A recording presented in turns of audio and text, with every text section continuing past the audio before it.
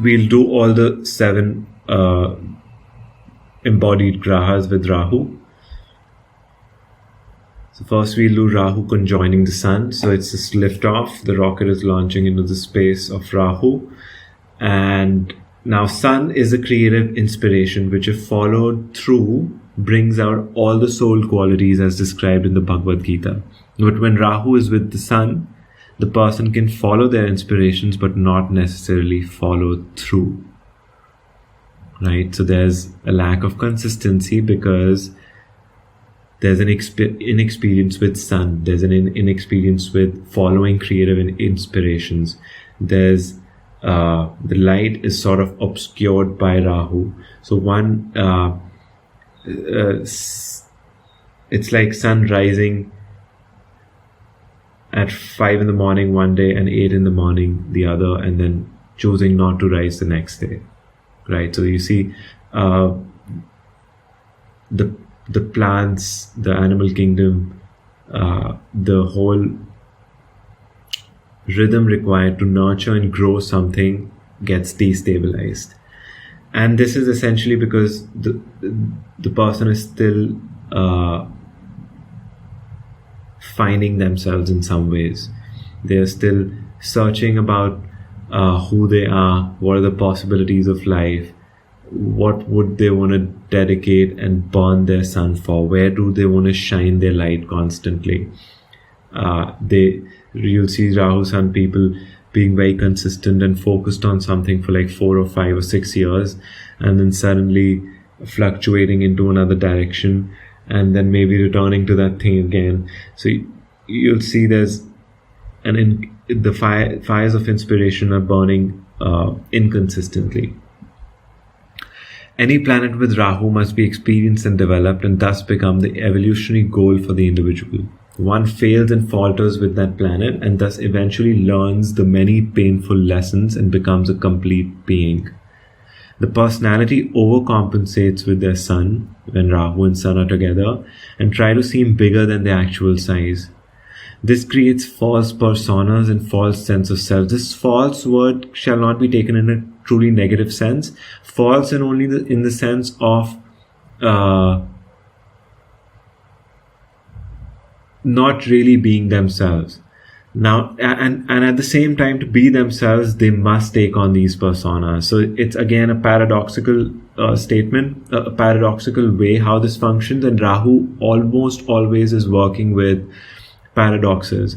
So here the person needs to take on false personas and false sense of self, sort of how people say, fake it till you make it. They sort of fake it until they make it, and then sometimes they make it because they faked it. And sometimes they're not able to make it because they were faking it too much. So all of that depends on the rest of the birth chart, whether they actually make it or they don't. And if they don't, then how do they, what do they pivot into, and how do they evolve from that new vantage point that they are at? And also, most confused path based on falsehoods and lies, sometimes it can get extreme, and there can be self-sabotage. Lies not again in a derogatory or a negative way. Lies in the self, like lying to oneself about what one wants to do. So one can be like, I want to be a guitarist, right? And you see their father is a businessman, and they're 20 years old, 21 years old, and they have studied business administration, but they believe that they want to be a musician. And this happens because they don't know exactly, it hasn't been revealed to them what their sun has in store for them. So sun's vision, the destiny is not clear because of Rahu's obscuration, because of its confusion. Such a Rahu requires a few breakdowns to deepen their search. So the search becomes deeper as they break down, as they have identity crises of sorts. This is caused by upheavals in the world due to changes in life path, changes in personality. They eventually get a holistic and clear grasp of who they are, if well supported by other grahas, and this can create a very dynamic personality. You can see them living in different countries for a few years. Sometimes you'll encounter these people who have lived in different cities, different countries, have worked in dynamic fields, Like they have worked for a humanitarian cause, they've developed complex different skills, and read about various different ideas. So whenever whatever their personality was shifting into, they started attracting that according to this newfound vision, and they created a life in that vision. And as that life was expanding in that vision, they shifted, and life started expanding in that vision, they shifted. So nothing truly gets built long term, but you find this complex, colorful ball of like doing many things together, but it takes a while for them to actually bring forth something. Maybe in their 40s, when Rahu matures, between 40, 42, 43, and then Ketu's maturation at 48. And sometimes it takes multiple lifetimes even. Now we must remember that Rahu, however confusing and dark, eventually must slay the demons and drink the nectar and realize its illusory nature. Right? Awareness of darkness, that is shedding light upon darkness, is key theme with Rahu. Rahu, through its evolutionary goal, is essentially seeking to self-annihilate, to make the sun, moon, that is luminaries, that is consciousness, to realize the illusory nature of its Rahu convictions, compulsions, and spiritual ignorance. So essentially, Rahu is trying to self-annihilate, right? And they can be power plays, narcissism, grandiosity, with this Rahu-Sun conjunction, where one feels they are the center of attention, life exists for them. And sometimes it is required for them to do this, for the kind of things they're supposed to fulfill, the preordained destiny that they have to fulfill. There's a subtle forcefulness to their self-expression as opposed to an honest, genuine powerfulness of the sun. So in each of these interpretations, what are we comparing the falseness, or let's say the developmental challenges of Rahu with that planet?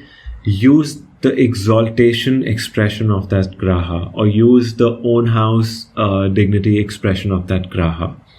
So if Rahu is with Sun, understand what Sun in Leo personalities are like, and understand what Sun in Aries personalities are like, and that is the true pure expression of that Sun, without any negative Lajitari avastas. So if you're taking a person with Sun in Aries, make sure that they don't have Saturn conjunction with it, and it's just the Sun in Aries conjunction person with no negative Lajitari avastas. And that's the pure expression of that planet. With Rahu, with Sun exaltation people, you'll see a focus and how they see something through till the very end. With Rahu Sun, you will not see that. You will see the person might abandon the kingdom at any point if it doesn't match their vision or interests, or sometimes they just can have a bout of depression, darkness, and suddenly they'll fluctuate into I don't want to do this thing, maybe I have to search deeper into something new. So this can happen. And Rahu and Sun can give unusual occupations, unusual personality and creative expression, inventiveness, dealing with foreign cultures. But as long as the native is coming from a place of proving themselves to be a wonderful and powerful individual, there will be confusion and chaos and violence against other kings, sons, and individuals, which is the same thing on some or the other level. So you'll see they'll try to hijack another person's kingdom because they haven't learned how to shine their own light. So they'll try to sit in another person's kingdom and sort of and this happens very subtly. This is very hard to pick out when this happens, and try to hijack the kingdom. I can give you many examples, but it'll make this 1 hour long video too long. Some key evolutionary lessons are learning to get away from the self-centered goals. Everything is not about oneself, one's vision and goals. You do not know everything. Other people may have something very valuable to share. Generally find one's life path. They generally find their life path as life unfolds, instead of deciding once and for all, this is what I'm going to do for the rest of my life, and then they'll fluctuate and suffer. The thing is, sometimes if they need to do something for 6-7 years consistently, they will have to take on that approach of like, okay, I found my thing. And they may have. And then they'll do that thing for 5 or 6 years, and they'll have to do some other thing for another 5 years with the equal amount of conviction. And then after the next 5 years, they'll realize that they were supposed to integrate the two things. So you see some very like Jean Piaget, who worked with some very complex philosophy, had a Rahu Sun Conjunction. You see Obama has a Rahu Sun Conjunction. Many people have a Rahu Sun Conjunction, and it's not the end of the world. It's not I personally have it in my chart, and I like it. I enjoy this conjunction. It has some deep challenges that I have to go through, but I'm conscious as much as I can of those challenges, and it's an interesting developmental goal if we can take it with that attitude. And they must realize that it'll take some time for life to unfold, for them to understand what they're going to do, and they must develop vision, creativity, nobility, integrity, consistency, and other solar virtues. So vision board, having a vision board, walking with, doing things differently is what I mean by creativity. Nobility, that is not falling to a low level to like make something happen, to make ends meet. Integrity, to do things with sincerity. Consistency, to like see through things, to start a project, and no matter what, follow through it and find that sense of consistency within oneself. One's masculinity seeks to be validated in case of men, and one's independence seeks to be validated in case of women. And one can even seek out complex mixtures of masculine and feminine within a female or male body. For this, a few other factors also need to be considered. So that is something interesting and it needs more research. When there's not enough adulation and recognition for their efforts and personality, they can become disheartened. And when they get disheartened, they can get more obsessive into developing sun. Or they can quit. They can just go into depressive state and be like, okay, this is not for me. So it can be sought in a healthy way, consciously seeking this sort of validation. Approval can be sought in a healthy way because it's a need now for them, evolutionary need. If well placed and well supported, it can create a genius and a very progressive and mature personality. However, there are many developmental challenges before this becomes a reality. Rahu conjoining Moon. Moon deals with our emotional nature, the psyche, the manas. It is the individual preferences and the continuity of consciousness that gives us a sense of uniqueness and the capacity to remember, know, feel. Rahu, on the other hand, can create confusion, darkness, and the Graha who thinks, and it just seeks to do things a bit differently because it's doing it out of this innocence, ignorance. Excesses of emotions where one can go from one extreme to another. One seeks inebriated states of consciousness, altered states of consciousness. This is even true for Rahu and Sun Conjunction. Not necessarily through chemical and herbal substances, but also other yogic practices or more general eating habits which produce more feel-good hormones and a crash afterwards. So there's a need to seek a peak emotional experience, which is often followed by a crash. So it's erratic emotions. This is very similar to how one feels when Rahu is in the 4th house. This is true for both spiritual and non-spiritual experiences. Now the sense may not perceive clearly and misinterpret the emotions of oneself and others. So one can not feel, one can overthink things, let's call it that, and they can fret over things.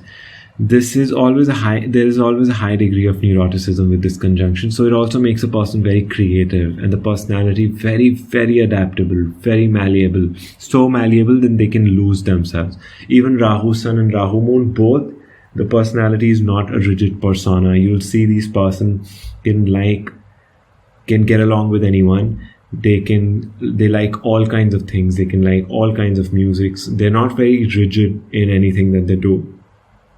They'll surely have some preferences. If let's take an ice cream example. If they like chocolate ice cream, then they prefer chocolate ice cream. But if there is no chocolate ice cream, they can really quickly adapt to even not eating ice cream. Or if everyone's eating vanilla, they'll really enjoy it. It's not like, oh, I really wanted chocolate, but there's only vanilla. They'll enjoy what they're having. They adapt their personality according to the environment and the needs of the hour. So individuals who score high on neuroticism in psychological tests are more likely than average to be moody and to experience such feelings as anxiety, worry, fear, anger, frustration, envy, jealousy, guilt, depressed moods, and loneliness. Well, this is true for Moon conjunct Rahu. They need to take care of their psyche. People who are neurotic respond worse to stressors and are more likely to interpret ordinary situations as threatening and minor frustrations as hopelessly difficult. So calm down. Like, tell yourself, if you have this, just calm down. Maybe it's not the truth what you're experiencing. It's really a warped experience of reality. Like, one is tripping literally. They're often self-conscious and shy. They may have trouble controlling urges and delaying gratification. So one can have self-control issues. As a general rule, every graha with Rahu is a bit neurotic. So one can become psychic, intuitive, and perceptive, but one has an inexperience in dealing with the manas. So if you see an intuitive person, they can, they don't have the capacity to behold that intuitive wisdom, the psychic intuition. You'll see them overdoing it, start channeling and getting really exhausted or get into altered states more easily, like destabilize it, not in a healthy way. On extreme, the native can lose themselves and run in circles of neuroticism, obsessive compulsive disorders, behaviors. Depending on the strength and support to Moon and Rahu, the native can go in either direction. So it's not necessarily negative. I think Mahatma Gandhi had a Moon Rahu conjunction, and you saw his extreme behaviors, how they played out. One can either be charming, and they were not necessarily, it's not a comment on whether they were negative or positive. I personally found them to be very interesting to study Moon and Rahu. One can either be charming, elusive, have a deep understanding of emotions of oneself and others, have strong desires for radical change within oneself and others, utilize emotional fluctuations in a conducive manner, such as exploring consciousness. And you see them taking on personas, taking on different roles, and feeling many emotions very quickly. So they'll be very happy and then start feeling sad, and then they'll be completely out of it and focusing on reading a book, and then completely back in the depressive state. So it can create a mood variation. Or one can be delusional, emotionally volatile, hysterical, etc. So meditation is key for a Rahu Moon conjunction.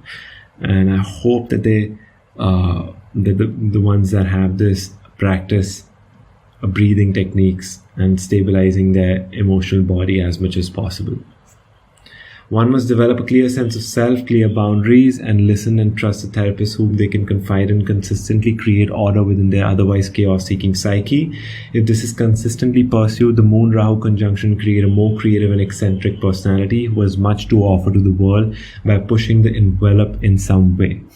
Emotions and the body may be protected from must be protected from toxicity. They tend to become their environment, and this needs to be safeguarded. They need to safeguard themselves from negative or evil energy, for they are more vulnerable and can begin to see themselves as an evil character. This may or may not be true. They can even imagine these things, and they might not be real. Though from a purely spiritual perspective, none of us are evil, but only ignorant of our own inherent goodness. They must embody and model a healthy-minded person and learn as much about themselves and psychodynamics of the world to know their place relative to other people. This clarity and self-awareness is inherent in their evolutionary code, is inherent to their evolutionary code. A lot of grammatical mistakes in this, even though I reread it. Apologies for that.